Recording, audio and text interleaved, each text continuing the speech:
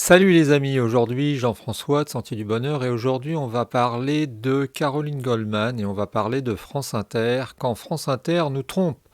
Oui, alors je voudrais pas passer pour quelqu'un qui passe son temps à taper sur France Inter, c'est pas mon but. J'ai dit que j'étais intéressé par France Inter et je parlais régulièrement de France Inter parce que c'est la radio nationale, c'est la radio médiane, c'est la radio, c'est pas France Culture, c'est pas non plus Fun Radio, c'est une radio subventionnée et puis je continue à explorer les champs de ce que nous livre France Inter et à ce titre, eh bien, je souligne simplement parfois les travers dans lesquels nous entraîne cette radio.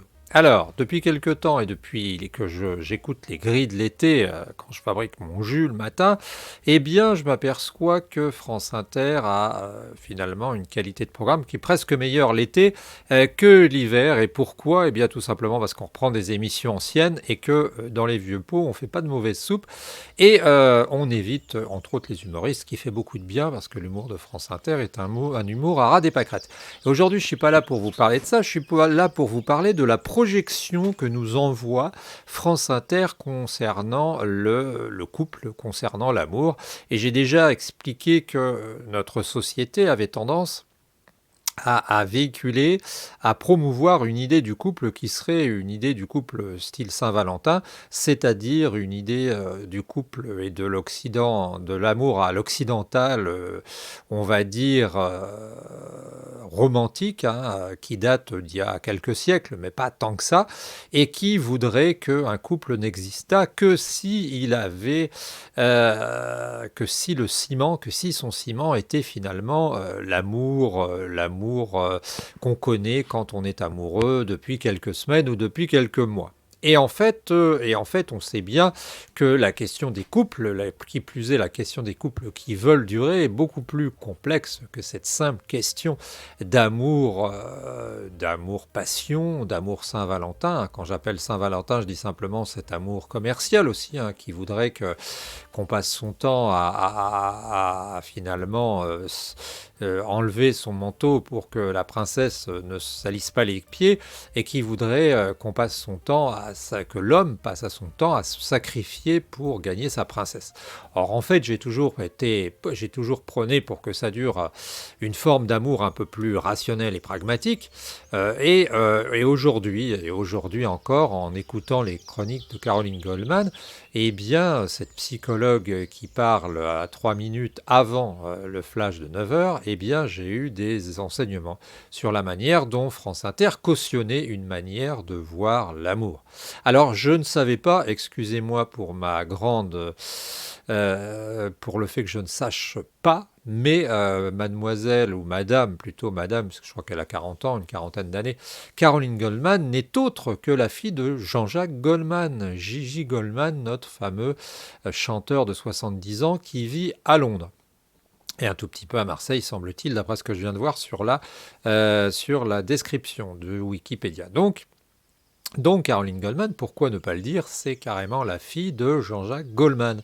Et à travers ses chroniques, eh bien, elle nous explique comment elle traite les petits patients, puisqu'elle est spécialisée d'enfants. Et là, ce qui était très intéressant, hein, c'est qu'elle nous parle de la manière de présenter aux enfants un divorce. Alors, on va dire qu'elle est concernée, puisque son père est parti avec une dame d'origine chinoise ou japonaise, je ne sais pas trop quoi, qui a un nom asiatique et alors elle n'est pas agrégée de mathématiques, elle a un doctorat en mathématiques et elle est la seconde femme de Gigi Goldman, avec laquelle il a eu, je crois, 2 ou 3 enfants, et la première, il avait eu 2 ou 3 enfants, dont la fameuse Caroline, et le Michael doit être le premier, il doit être producteur.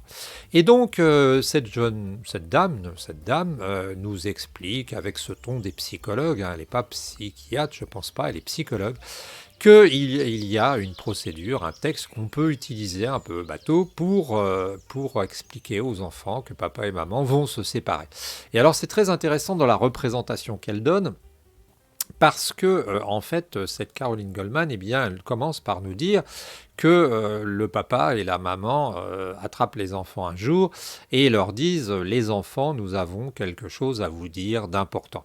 Donc là, on se rend compte que c'est normal, après tout, de la part de parents, d'annoncer correctement les choses. Dans l'éducation nationale, je prends que l'éducation nationale, les enseignants ont l'habitude d'apprendre les réformes après les parents. C'est-à-dire que souvent, c'est les parents qui vous contactent en vous disant « Tiens, on a appris que… Ah oui, on a appris ça ce matin. » Et quand vous mettez la radio, vous vous dites « Ah oui, c'est vrai, l'éducation nationale a encore fait des prouesses. » Eh bien, pour les enfants, c'est assez traumatisant, pour les enseignants aussi, mais pour les enfants, c'est traumatisant. Et donc, on rejoint l'idée de Caroline Goldman de vouloir donner aux parents une sorte de cadre pour pouvoir annoncer qu'ils vont se séparer. Donc dans un premier temps, les parents disent qu'ils se réfèrent à la création de leur couple, c'est-à-dire aux premiers émois, aux premières rencontres, en disant qu'ils ont été très heureux, qu'ils étaient tellement heureux ensemble qu'ils ont perdu le boire et le manger presque, qu'ils adoraient ne pas y passer leur temps à s'embrasser et puis se faire des câlins.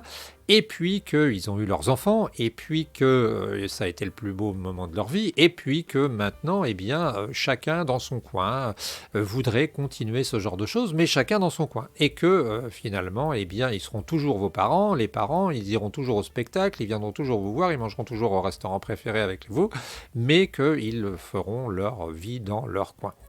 Et ce qui me gêne, c'est que cette Madame Caroline Goldman, la fille de Jean-Jacques Goldman, pourquoi l'avoir pas dit plus tôt, parce que tout le monde ne le sait pas, eh bien, elle projette une manière de voir le couple, elle projette une manière de voir l'amour, et c'est ça qui me gêne. C'est ça qui me gêne dans la mesure où on est encore dans une sorte de couple, on va dire, c'est même pas idéal, c'est un peu comme si, tu vois, j'y pensais en l'écoutant. C'est un peu comme si on te disait que dans ta vie, tu vas avoir toujours des bons plats, que tu vas manger tout le temps des bons plats et que tu vas finir par être dans une vie où ce sera presque le paradis, tu vois. Tu vas manger toujours quelque chose de correct. Tu vas toujours avoir une vie parfaite. Tu vas avoir une vie où il va y avoir que des bons points.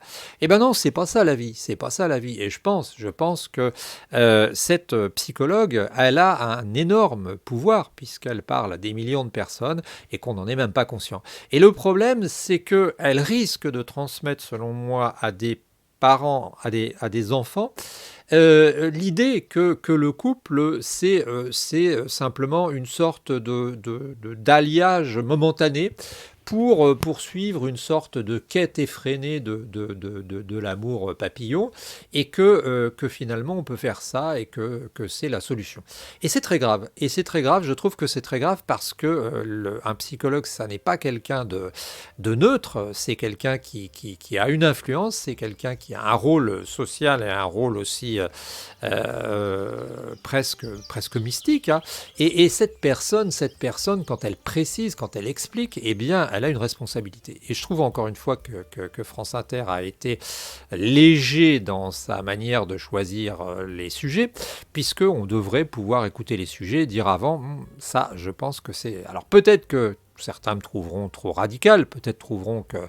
Mais je pense que cette manière de prendre position en disant, voilà, papa, maman ne vivent plus ensemble, c'est une manière qui en dit long sur la manière de voir les choses de la personne.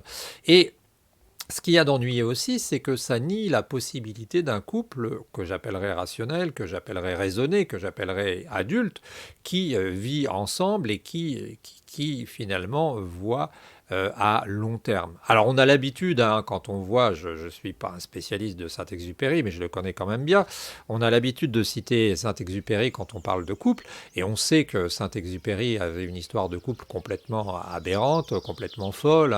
Sa femme avait des crises parfois de délire, un peu parce qu'elle se rendait compte qu'il la négligeait et vice-versa. C'était un peu comme… C'était une manière de jet set, un peu de vivre. On se rend compte que les intellectuels ont des manières de vivre absolument, leur couple absolument surprenantes et puis dépaysantes un peu. Et moi, je serais plutôt pour quelque chose d'assez rationnel et d'assez presque organique, tu vois. Et quand j'ai entendu simplement Caroline Goldman parler, bien qu'elle ait des sujets qui soient drôlement intéressants, eh bien, je me suis dit qu'il fallait intervenir. Voilà, ceci est dit, ceci ne dit pas qu'on ne doit pas avoir de passion dans son couple, ceci dit simplement que si on s'arrête au premier accroc et que si on en croit eh bien, ce qu'on voit ou ce qu'on écoute dans les médias, eh bien, il faudrait suivre successivement, avoir successivement 5, 6, 7 histoires d'amour de chacune 5 ans ou 7 ans ou 6 ans, au cours desquels il y aurait des enfants peut-être et au cours desquels après on aurait à chaque fois quelque chose et on passerait de l'un à l'autre. Eh bien, je ne suis pas d'accord, je pense que c'est une image faussée de la réalité et que cette réalité virtuelle que nous donne à penser France Inter est une réalité qui l'implique et qui est une réalité, on va dire, tronquée. Je voulais le dire, ça fait pas partie des vidéos qui auront des gros taux d'audience, hein, tu sais.